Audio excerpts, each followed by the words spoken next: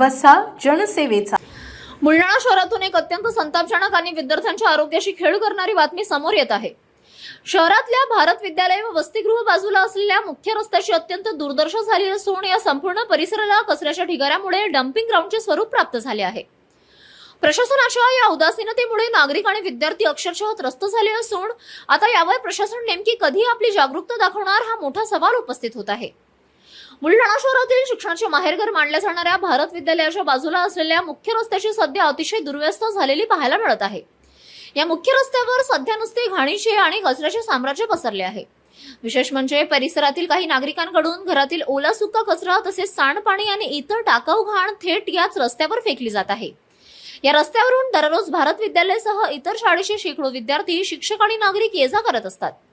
मात्र रस्त्यावर पसरलेल्या या अफाट कचऱ्यामुळे आणि प्रचंड दुर्गंधीमुळे विद्यार्थ्यांना अक्षरशः नाक बंद करून ये जा करावी लागत आहे। लहान वयातील चिमुकल्या विद्यार्थ्यांना अशा दूषित वातावरणातून वाट काढत शाळेत जावे लागत असल्याने पालकांमध्ये तीव्र संताप व्यक्त होत आहे। रस्त्यावर साचलेल्या कचऱ्यामुळे आणि घाणीच्या साम्राज्यामुळे परिसरात माशा, डास यांचा उपद्रव वाढला असून साथीचे आजार बाळगण्याची दाट शक्यता निर्माण झाली आहे।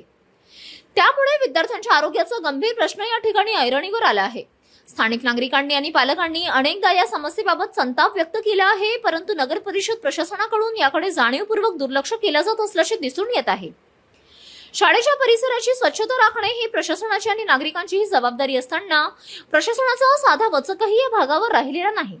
आता या गंभीर समस्येची दखल घेऊन बुलढाणा प्रशासन नेमकी कधी जास्तची तसदी घेणार आणि रस्त्याची स्वच्छता करून संबंधितांवर कारवाई कधी येणार याकडे संपूर्ण बुलढाणा वासियांचे लक्ष लागले आहे।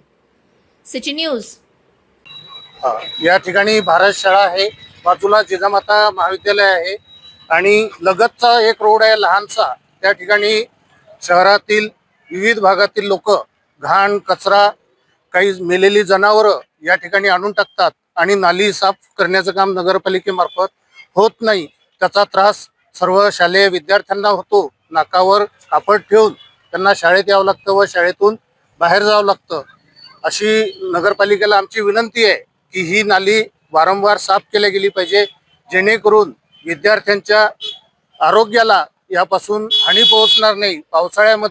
पावसामुळे नाल्या चोकअप झालेल्या आहेत आणि त्यामध्ये बरेचसे प्राणी सडलेले, कुजलेले या ठिकाणी नागरिक दूरदूरचे आणून टाकतात। त्यामुळे शालेय विद्यार्थ्यांना खूप त्रास होतो। माझी अशी विनंती आहे नगर परिषदेला की त्यांनी ही नाली वारंवार साफ केली पाहिजे। आम्हाला शाळेत येताना या रोडांनी खूप त्रास होतो। हातावर नाकावर हात ठेवून येणं लागतं। इथं प्राणी लय सडलेले आहे, तरी याची दखल पालिकांनी घ्यावी।